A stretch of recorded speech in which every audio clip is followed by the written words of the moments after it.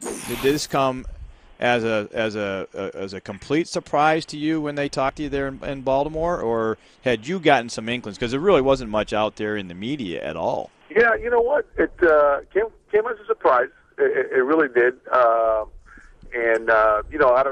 don't think there's a perfect timing for anything. We won two out of 3 series. We beat the Devil Rays twice in the series, and we got swept in the middle of those series by Texas.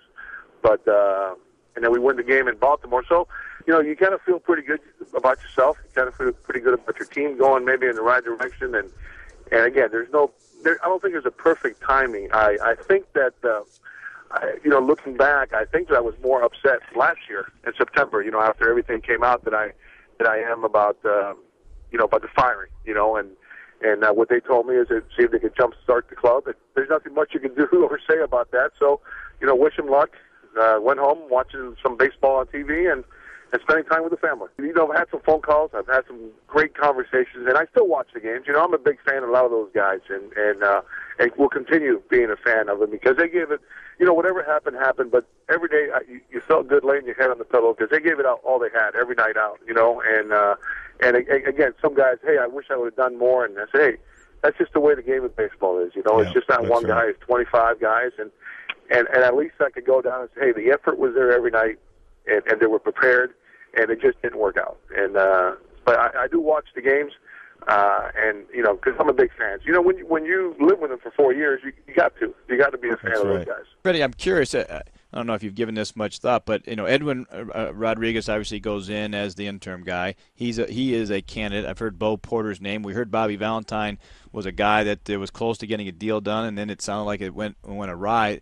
That was obviously an experienced guy. Bo doesn't have major league managing experience. I mean, who do you think is the best guy to replace you? I don't know if you've ever been in that situation before, but what do you think? You know what? I don't know. I think all those guys are great candidates. Really, I mean, Bobby Valentine's got all the credentials, really, and then Edwin's done at every level in the minor leagues, and Bo is an up and coming young guy that is eager and he wants to learn, and I think he'll get an opportunity if not sooner, maybe later. But I think all those guys are great candidates. I don't want to get involved in it. I feel like the guy from the Godfather, Every time I want to get out, they just keep pulling me back in. But, I'm watching from afar. I'm watching the team. I'm watching the guys, and I'm rooting for those guys. Looking at, the rest of the summer, you said you'd be around the house. If somebody comes up and, gives you a ring and says, hey, I'd like you to have you come on as a special advisor, like what Ned Yost was doing for Dayton Moore prior to him taking on the management spot. Was that something that you'd have interest in, depending on the situation? You know what? Depending on the situation, I'm not looking to jump back into it, but I'm not looking to sit around for a year either. I'm not. I don't think the wife's gonna. I don't think the wife's happy about that either. I think she wants me. We've been married 22 years, and I think with baseball we've only been together about 10. But I think after I think after about 2 weeks, she maybe go, hey, why don't you go, scout for free or go watch a game or something? Just get out of the house.